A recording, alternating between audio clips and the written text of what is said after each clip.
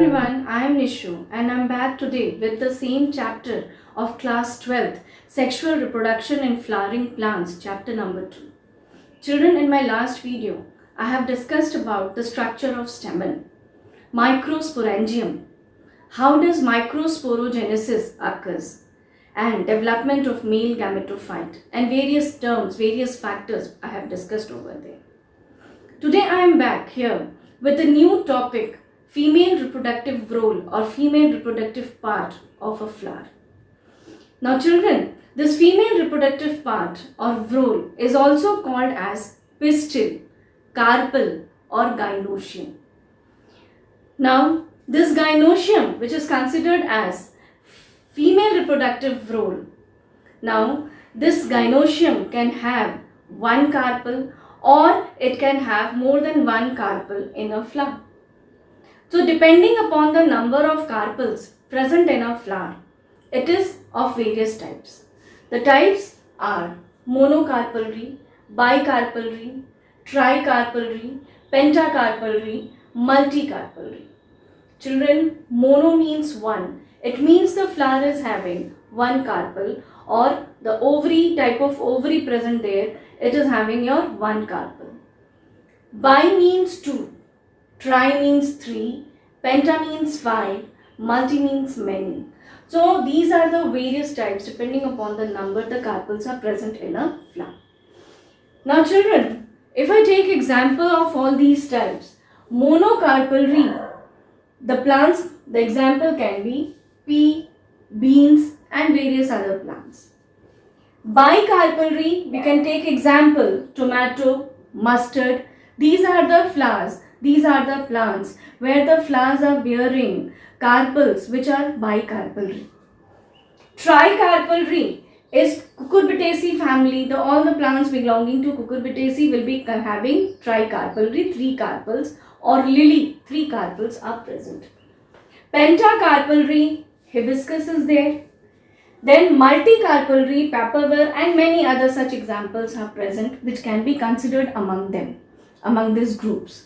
So children, this was according to the number of carpels, that how many carpels are present in a flower.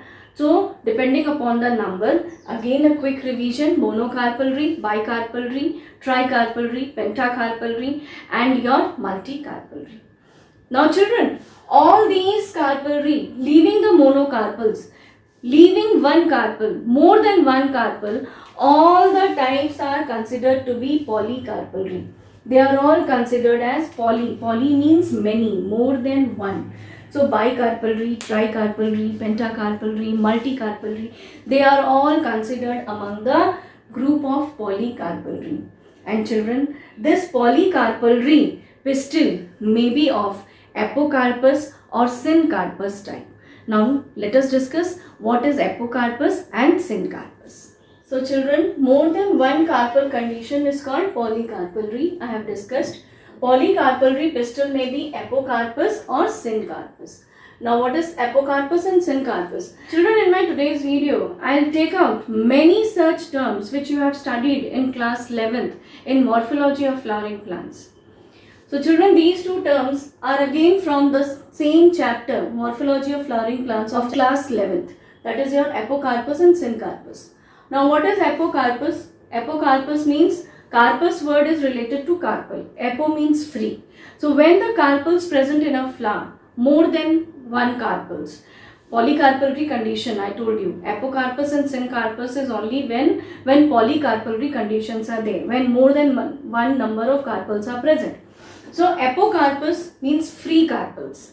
When the carpels, more than one number of carpel is present in a flower, but they are all free from each other. They are not attached at the bottom. So when they are free from each other, all the carpels are free from each other, the condition is called as Epocarpus. And examples we can take of rose, ranunculus and many other examples. Now the Syncarpus. Syn means fusion, fused. Carpus means carpel. So when your carpels are fused with each other, when all the carpels are united to each other. So when they are united to each other, the condition of the carpel condition is called as Syncarpus. We can take example of coconut, brinjal, hibiscus, opium. These are the conditions. Now children, if in a flower ovary is free but all other parts of the pistil is fused to each other, then also the condition is called as epocarpus. Here I told you that epocarpus means that when more than one number of carpels are present and they are free from each other.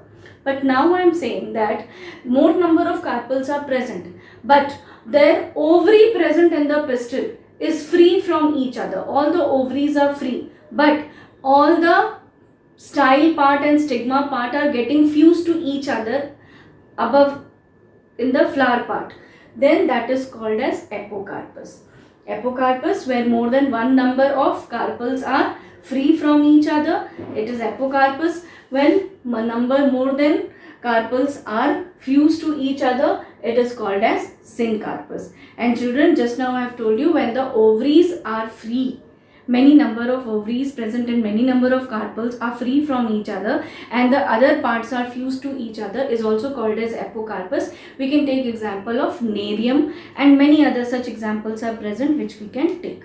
Now let us move ahead with the structure of the pistil. Now children, this is the structure of female reproductive unit, that is your carpel or pistil. Now this female reproductive unit is made up of three main parts. This carpel is made up of three main parts. You can say that gynotion is made up of three main parts. And what are those main parts? These three main parts are, first one is ovary, then your second one is your style, and third one is stigma. These are the three main parts of the pistil or carpel. You can say that pistil is made up of ovary, style and stigma. Children, in this diagram I have drawn everything. I'll explain one by one. The first one I told you that it is ovary. Now this round oval shape, this swollen basal portion you can see, I have drawn with red color. This is your ovary. So what is ovary? Ovary is a swollen basal portion. It is a swollen basal part of pistil. It is the basal part and it is swollen part. Swollen. So it is the swollen basal part of the pistil. Now children, within this ovary, ovules are present. This structure, seed-like structures you can see, these are your ovules. So inside ovary, ovules are present. And what is the function or what is the fate of ovule in future? Ovules develops into seed. Ovule develops into seed in future. This is what about your ovary. Ovary is the swollen basal portion. And within this your ovules are present and this ovules in future will be developing into seed. Now children, where are these ovules present? These ovules are present in a cavity of the ovary. You can see this space over here. This huge space which is present inside the ovary is called as ovarian cavity. So your ovules are present in the ovarian cavity. I will discuss little later about the ovarian cavity in detail. So this ovarian cavity is present within the ovary, and within the ovary your seed-like structures, your spore-like structures, ovules are present, and these ovules in future they develop into seed. Now children, the next part is your style. If I talk about style, the second part, then what is style? Style is filamentous. It is long filamentous part. It is long filamentous part of pistil. This portion, children, this one. This is your style. Long filamentous part of the pistil. And what is the function of pistil? It provides pathway to pollen tube. Provides pathway to pollen tube to reach ovule for fertilization.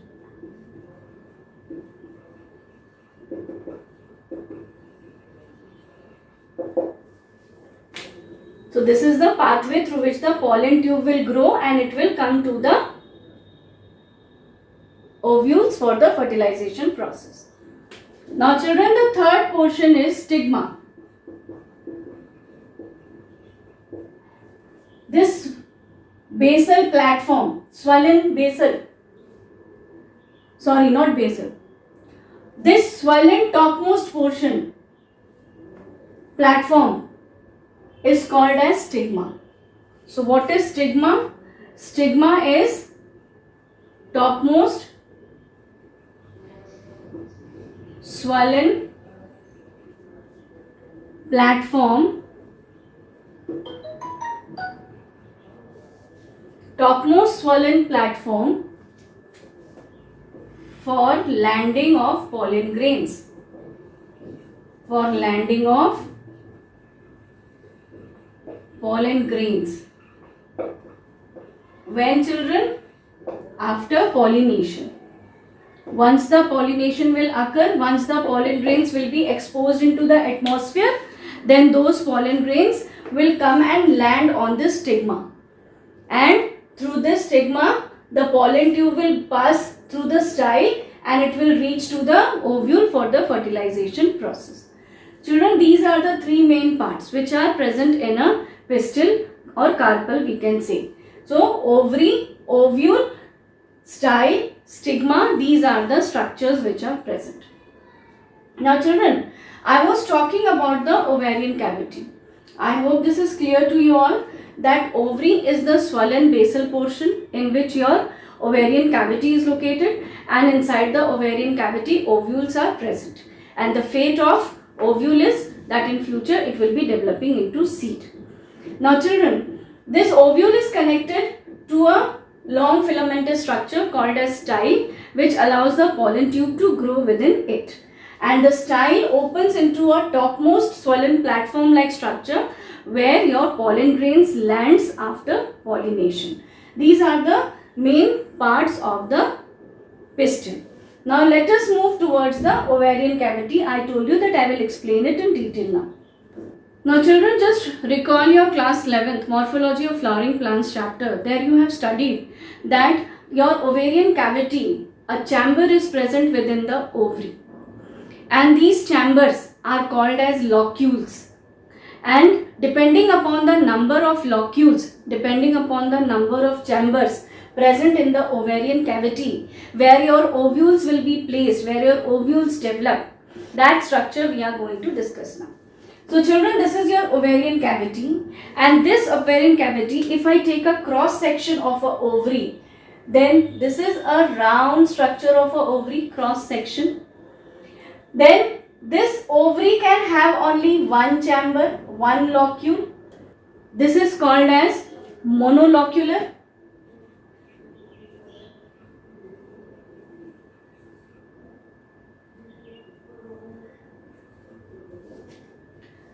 Then this ovary can have two chambers. Then it may be bilocular. In similar way, it can have three locules.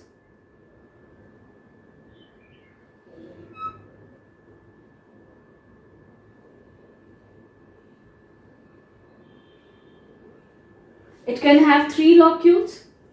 So it is called as trilocular. The ovary can have four locules, four chambers, and it can be called as tetralocular.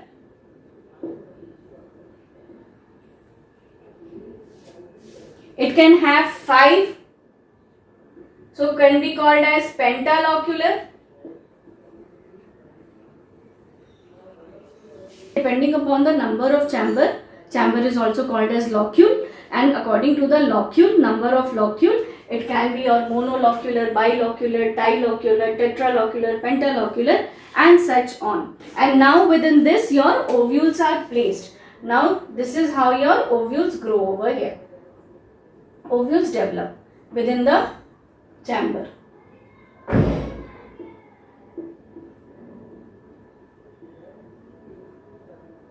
In this way it grows. So children, this was all about your ovarian cavity, that within ovarian cavity, how ovary is making different chambers in them and how many numbers of chambers are present. Now children, you see that these ovules are connected to this structure. I have drawn with blue color. This structure is called as placenta. And what is this placenta? This placenta is a parenchymatous tissue. A big parenchymatous tissue is arranged in between, and through this the ovules are attached. And this parenchymatous tissue, this placenta, provides nutrition to the developing ovules in future. So this tissue-like structure, this structure is called as placenta, through which your ovules are attached. Now children, you can see here I have written hilum and funiculus. What is this? Now if I draw here again, so this was your parenchymatous structure called as placenta. This was your placenta. And children, with this I am drawing one of the ovule over here. Now what is hilum and what is funiculus? Children, this is ovule. Now this ovule is attached to the placenta. So this connecting point, this attachment point is called as funiculus. This is called as funiculus. And children, this stalk-like structure which is attaching over here with the ovule, this is called as hilum. Hilum you can see in many of the seeds like gram seed, beans, soya bean. There you can see over there. That hilum point is over there. A small scar is present on the seed. That is hilum, through which your stalk was attached, through which your funiculus was attached. So children, the point of attachment to the placenta of the ovule is called as funiculus, and the point of attachment of the stalk to the ovule is called as hilum. Hope the difference between hilum and the funiculus is clear to you all. And what is placenta? Placenta is a parenchymatous tissue. It is made up of parenchymous cells which provides nutrition to the developing ovule in future. Now children, based on position of ovary on the thalamus, which part? Thalamus. Where your ovary is located? It is located on thalamus. On this basis, flowers are of various types. This also you will have studied in class 11th, same chapter, morphology of flowering plants. On the basis of position of ovary, there you have studied that flowers are of hypogynous type, perigynous type and epigynous type. Where you have studied that ovary is superior, ovary is half superior or half inferior, or ovary is inferior. These conditions you have studied there. Just let us recall it again, revise it again. That when hypogynous condition is there, then this is your thalamus and your ovary is located on the topmost position of the thalamus. You can see over here. And this condition is called as your hypogynous, and ovary is considered to be superior. Why superior? Because it is taking the topmost position of the flower above the thalamus. So ovary is superior. Example, we can take mustard, tomato, brinjal, many such examples are over there. Now the second condition is perigynous, where your ovary is called as half inferior or half superior. Why?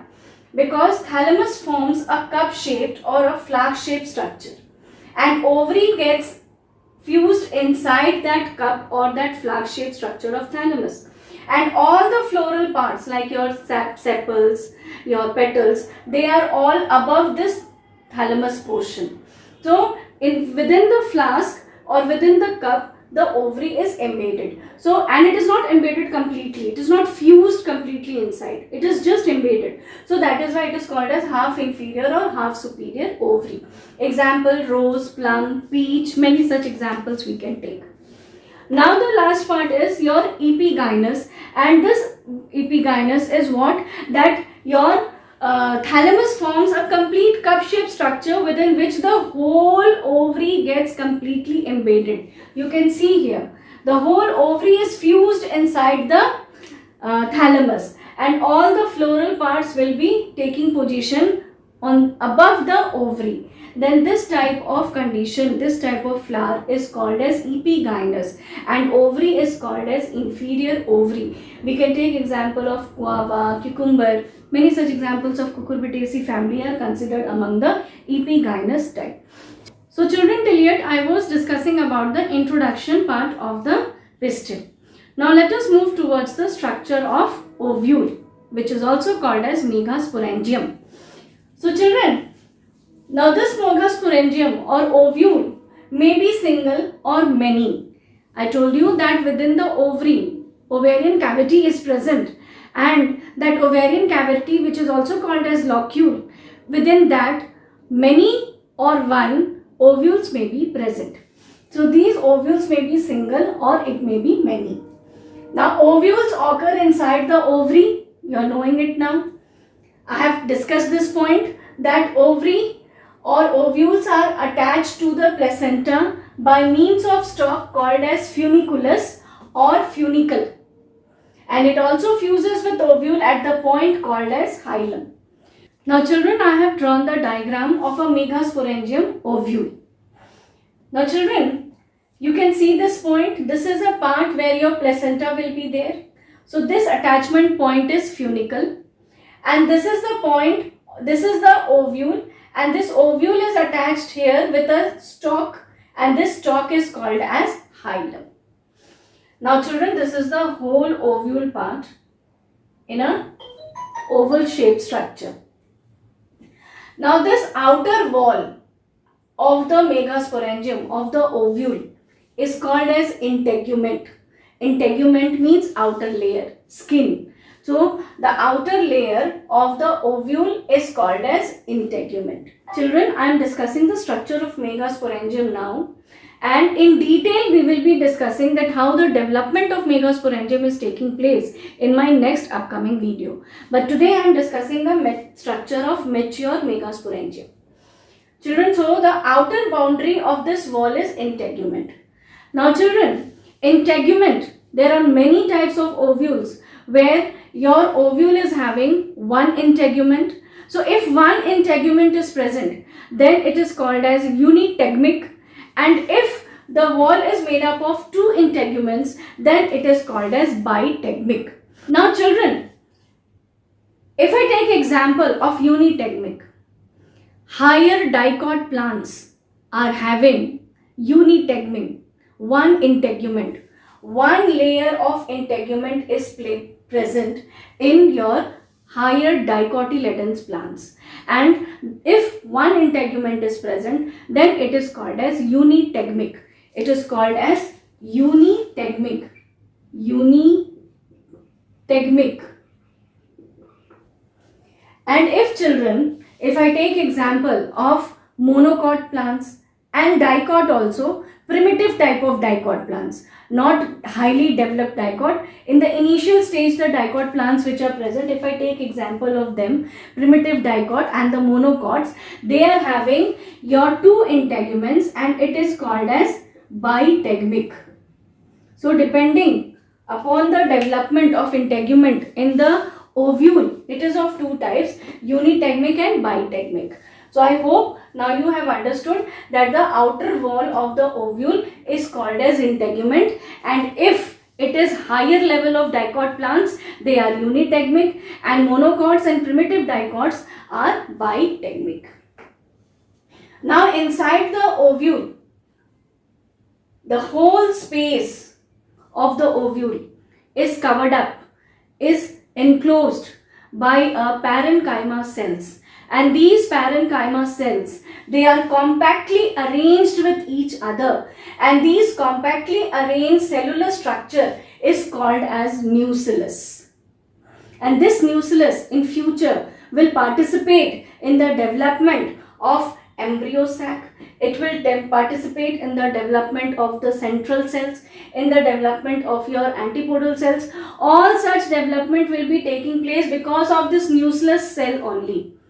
Or we can say that any one cell of nucellus in future will be developing as a mother megasporocyte, as a mother megaspore cell, and that mother megaspore cell will be helping in development of embryo sac, central cell, antipodal cells. All such cells will be developed by that mother megaspore cell or mother megasporocyte. So this nucellus will be responsible for that. So again I repeated that the outer boundary of the ovule is called as integument, and the inner space of the ovule is covered up by a parenchyma cells called as nucellus. Now children, in this portion only, the part towards the hilum, this part is called as chalaza. C-H-A-L-A-Z-A, chalaza. The portion towards the hilum is called as chalaza, and the portion in front, from where your pollen tube will enter, that front part is called as micropyle. So there is two poles, one is front pole and the other one is back pole. And always remember, towards the front pole, micropyle is present, and opposite to micropyle, your chalaza is present. So these are the two poles of the ovule. So ovule, within the ovule, always remember that towards hilum, your chalaza is present, and opposite to chalaza, in front, your micropyle is present. And micropyle is a small opening. Micro means small and pyle means P-Y-L-E. Pyle means opening. So micropyle is a small mouth, is a small pore, is a small opening through which your pollen tube is going to supply the two male gametes inside the ovule, inside the megasporangium for the fertilization process. Always remember children. Now this whole megasporangium, this whole ovule is divided into three parts, you can see. Towards the opposite end, towards the chalaza end, three cells are present, and these three cells are called as antipodal cells. The fate of antipodal cells we will be discussing in the later upcoming videos. Now children, towards the micropyle, you can see this big cell structure. This big cell structure is called as embryo sac, and with this embryo sac, a small pocket is attached to it, which is called as central cell. Embryo sac and central cell. Now these two are not vacant. Within these two type of bags, within the embryo sac and central cell, cells are present. And what are those cells? Now, towards the micropyle in the embryo sac, at the door of micropyle, two small cells are present, and these two small cells are called as synergids. There are two cells, and these two cells are called as synergids. And within these two synergids, you can see this a hanging cell is there, and this hanging cell is called as egg cell. Always remember children that this embryo sac is towards the micropyle, and within this embryo sac, three cells are present. What are those three cells? The two cells are synergids at the opening of the micropyle, and one cell is your egg cell, with which your fertilization, fusion, syngamy process is going to take place. Now children, at the door of the micropyle, there is a long filamentous structure, and this filamentous structure is called as filiform apparatus. Today in this video, in this part, I am only explaining the mature megasporangium structure. You just know that which part is present where. how these parts are developing, the development of Megasporangium, the development of ovule, I will be explaining you very nicely in detail in my next video. But today you just understand the structure, where which part is located. So here filiform apparatus is located, and this filiform apparatus is there for the protection of what? Protection of two synergid cells and the egg cell. It will not allow any other different type of pollen grains, any other different type of male gamete to enter inside the embryo sac for the fusion process. So filiform apparatus is over there, where at the mouth of micropyle, and it is protecting what? It is protecting the two synergid cells, and within this two synergid cells, in a middle, a hanging cell is there, which is called as egg cell. Now children, beside the embryo sac, in the central portion of the ovule, in the central part of the Megasporangium, a central cell is present, and within this central cell, two nuclei is present, two cells are present, and these two cells are called as polar nuclei or secondary cell. This central cell is enclosed by, this central cell is made up of two cells called as polar nuclei and secondary cell. Children, this was the structure of Megasporangium or ovule. Again, I will revise it, that your Megasporangium is attached to the placenta with a funicle. Now, the stalk of funicle is attached to the ovule with a hilum. Now, towards the hilum, your whole ovule is attached, and this ovule is having an outer wall, and the outer wall of the Megasporangium is called as integument. If the ovule is made up of one integument, then it is called as unitegmic, and examples can be all higher group of dicot plants. And if the integument is two, if the Megasporangium is having two integuments, two layer of walls, then it is called as bitegmic, and it is present in case of primitive dicotyledons and monocotyledons. Now children, this whole ovule is covered up by a parenchyma cells called as nucleus, and from this any one cell of nucleus will start behaving like a mother megaspore cell or mother megasporocyte, and it will undergo divisions. Those divisions, those developmental process will be explained later, and that will form these cells over here inside the Megasporangium. So your 8 cells are formed, and among those 8 cells, they have taken their positions at various sites. Now Megasporangium towards the hilum portion is called as callus, and the portion towards the micropyle is called as micropylar end, callosal end and micropylar end. Towards the callosal end, 3 cells are present out of 8. 3 cells are present, and these are called as antipodal cells. Then at the micropylar end, embryo sac is formed, and within the embryo sac, 3 cells are there which has been developed from mother megasporocyte, and those 3 cells are, first 2 are synergid, which are at the door of the micropyle like a gatekeeper. They are standing there, they are guarding it. So synergid cells are there, and with this synergid cell, a egg cell is located, which is going to participate in the actual fusion process, syngamy process, zygote formation. Now behind the embryo sac, central cell is present, among which out of 8, the next 2 cells are present, which is also called as polar nuclei or secondary cell. So children, this was the structure of Megasporangium or ovule. Now let us move ahead, and now I will be describing various types of ovule. This is one of the ovule which I have explained you all, the diagram, but there are various types of ovules according to the shape. Now let us discuss that. Now children, this is all about your types of Megasporangium. Here I have discussed 4, 2 more I will be discussing. So children, there are 6 types of Megasporangium. So children, this is the first type, Orthotropus Ovule or Atropus Ovule. Ortho means straight and tropus means turn. Orthotropus. straight turn. Now you can see in the diagram I have drawn this Megasporangium ovule structure where your hilum, callus and micropyle.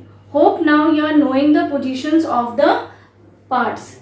So this is your hilum portion, this is your callus portion, and this mouth opening part called as micropyle. So micropyle, callus and hilum, all three of them lie in a straight line.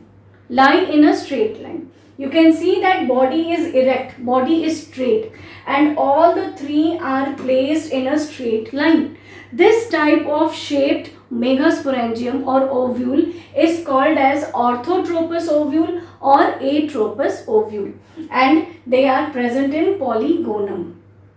Now the second type of Megasporangium is Anatropus, where ana means backward, tropus means turn. You can see here that the whole body is turned backward. This is your hilum portion, this is your hilum, and this whole portion is bent backward.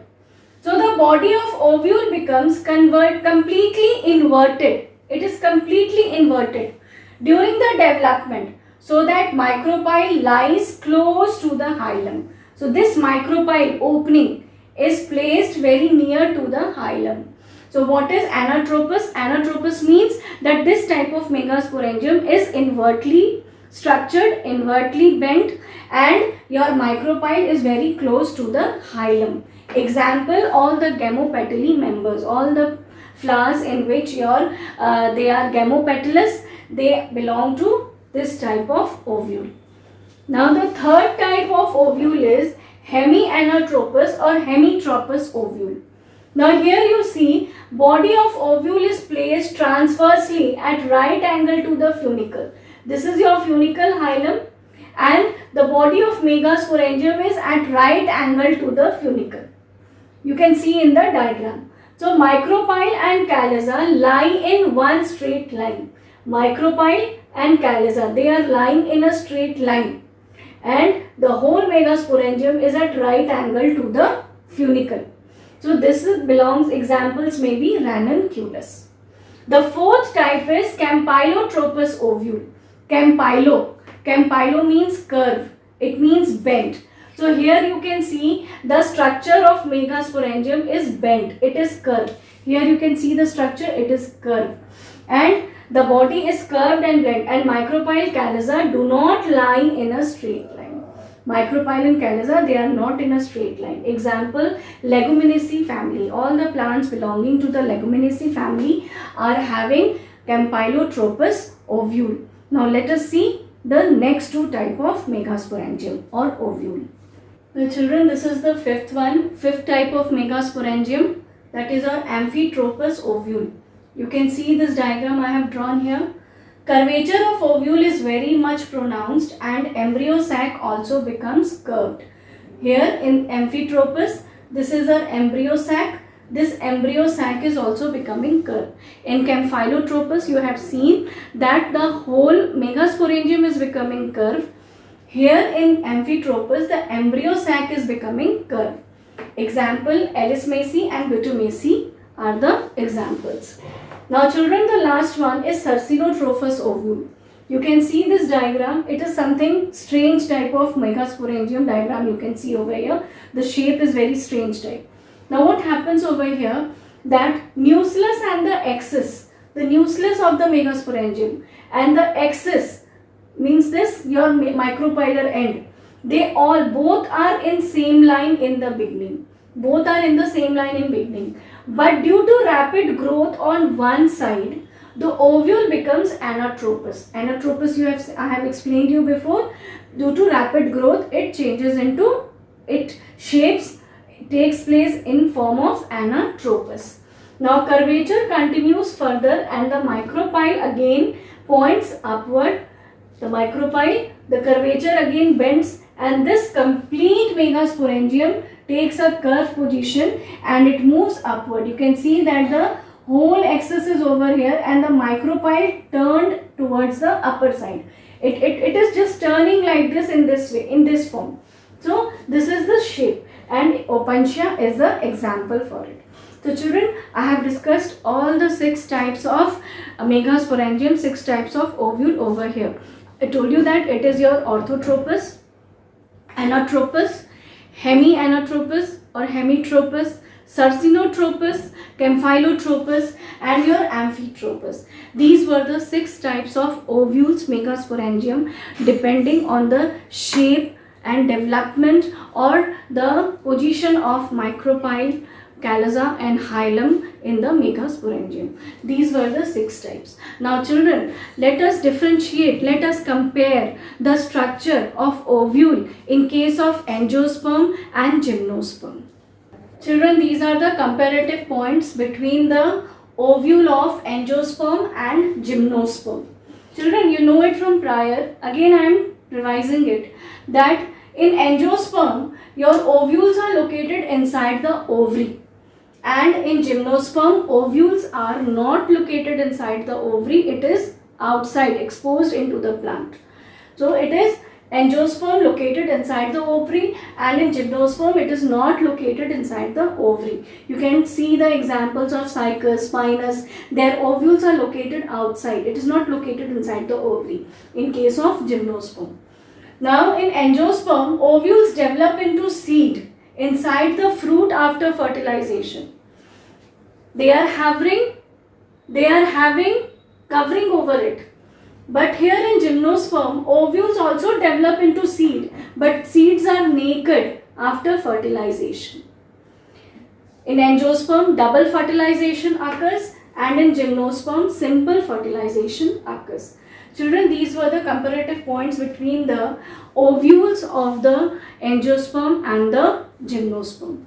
Children, in today's video, I have given you all the introductory details of the structure of pistil, then introductory structure of the Megasporangium ovule. Then I have discussed about different 6 types of Megasporangium, and now I have given a comparative study between the ovules of angiosperm and gymnosperm. And in my next upcoming video, you will be getting the development structure of the Megasporangium, how the Megasporangium develops, that mature structure which I have explained today, how that structure is developing, how that mature Megasporangium is formed from the initial to the mature stage. I will be explaining it. Hope children, today's session was clear to you all. Thank you.